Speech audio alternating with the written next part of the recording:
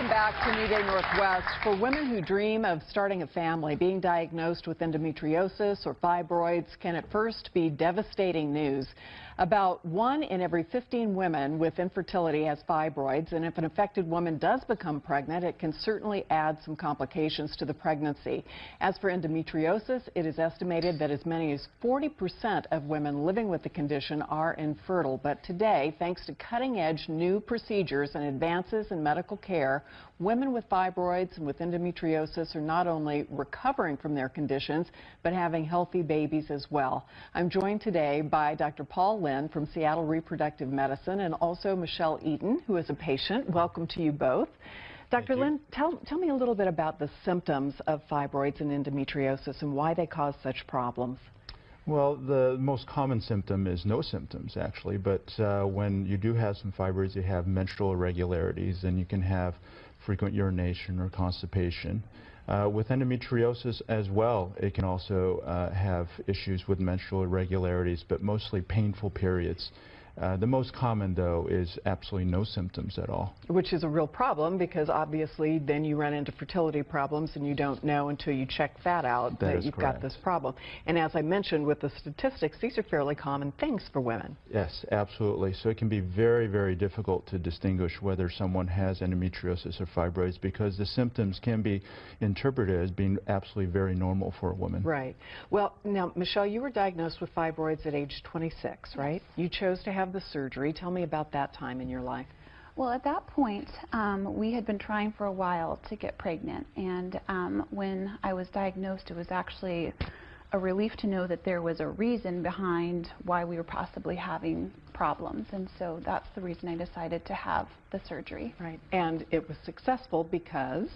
Because I'm pregnant. Wonderful news. I'm so happy to hear that. Thank you. And you're due in November, so Thank congratulations. Dr. you. Lynn, tell us about the new procedures that are available, because this has been around for a long time, these problems, and it used to be, I mean, years ago, this was instant hysterectomy, or you're not going to be able to have children, and things have changed. Yes, they absolutely have. I think the major advantage is the minimally invasive nature of the surgery nowadays.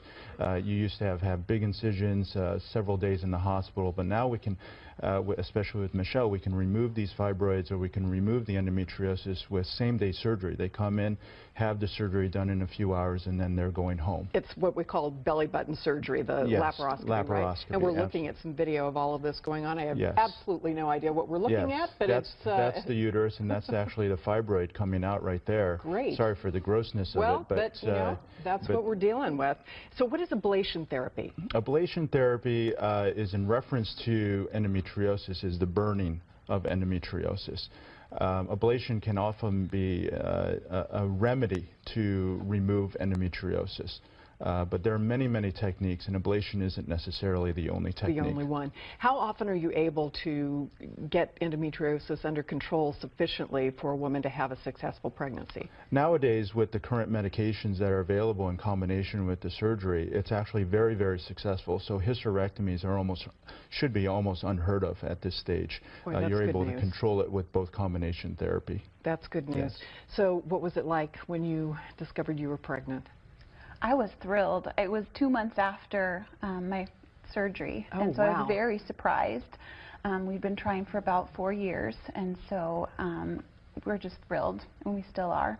Of course you are, and you're going to be more thrilled for 18 years after November, and then they'll go to college. So don't call me. You can only help with the first part. The problems after November, those are yours. It's all you. So, do you have any advice for women who might be struggling with this? I would just say seek help. Get help, because we were at a point where we were wondering what was going on, and so having some answers for us was very helpful. Sure. So I would just encourage women or couples to seek out help.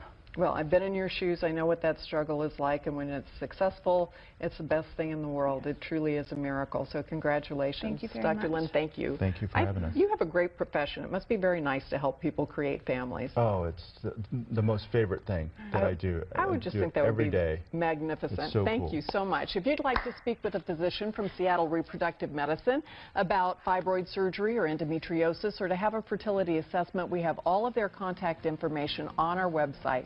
So we'll be right back. Thank you.